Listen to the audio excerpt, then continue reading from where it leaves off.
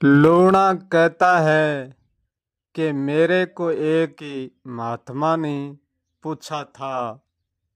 महात्मा जी ने ये पूछा था कि हमारे मन में विचार उठते हैं और ये विचार नहीं रुकते हैं।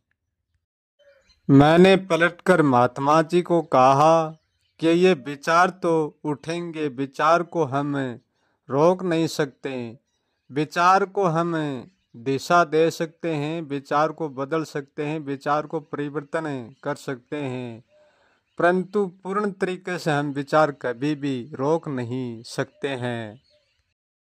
फिर मैंने महात्मा जी को ये कहा कि विचार उठते हैं तो विचारों को उठने दो, आप विचारों को रोकने का प्रयास मत करना, विचारों को देखते रहो।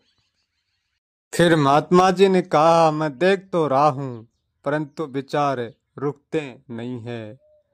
फिर मैंने पलटकर कहा कि आपके विचार रुकते तो नहीं है, परंतु आप विचारों को रोकना क्यों चाहते हो। महात्मा जी ने कहा कि हम विचार इसलिए रोकने चाहते हैं, कुछ भीतर मन में बेचैनी सी रहती है, इसलिए विचारों को रोकना चाहते हैं। मैंने कहा, आपका विचार बेचैनी का कारण नहीं है, आपका रोकना विचारों को बेचैनी का कारण है। फिर मैंने महात्मा जी से पूछा कि तुम्हारा विचार करता कौन है। फिर उन्होंने कहा है कि हमारा विचार हमारा मन करता है। मैंने कहा, मन तो होता ही नहीं है, मन जब हम बनाते हैं तब मन बनता है, नहीं हमारे पास कोई मन नहीं होता है। ये विचार मन का नहीं महात्मा जी, आप खुद कर रहे हो। परंतु मेरी बात महात्मा जी को सरलता से समझ में नहीं आई। फिर मैंने महात्मा जी को कहा, महात्मा जी आपका विचार आपका मन ही करता है तो फर्क भी मन को ही पड़ना चाहिए, आपके कोई भी फर्क नहीं पड़ना चाहिए। फिर महात्मा जी ने कहा कि आपकी बात ठीक है, हमारे तो क्या फर्क पड़ना है, फर्क तो मन के ही पड़ता है। फिर महात्मा जी मुझको एक उदाहरण देकर समझाते हैं। महात्मा जी उदाहरण ये देते हैं कि जैसे दर्पण में हम शरीर को देखते हैं और दर्पण टूट जाता है तो शरीर पर कोई भी फर्क नहीं पड़ता, केवल दर्पण ही टूट कर रह जाता है। ऐसे ही हमारा मन अज्ञान के साथ जुड़ जाता है, तब हमारे मन में ये इच्छा उठती है विचारों को रोकने की।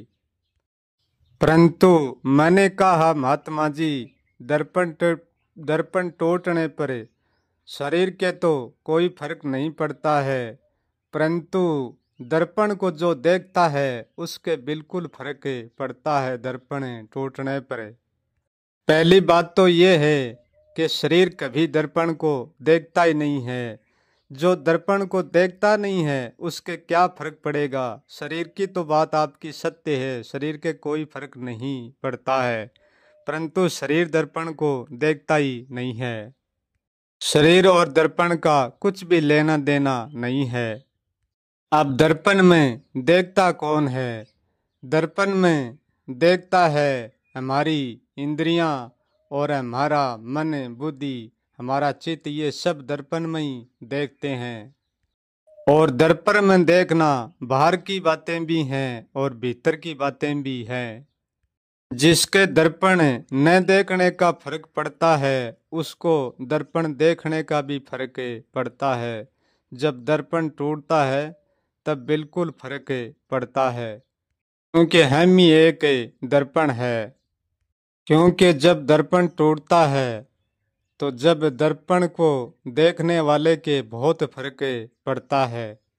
देखने वाला चाहे कोई हो, चाहे मन बुद्धि इंद्रियां कोई भी हो, परंतु जो दर्पण पर देखता है और दर्पण टूट जाता है तो बहुत फर्क पड़ता है टूटने का।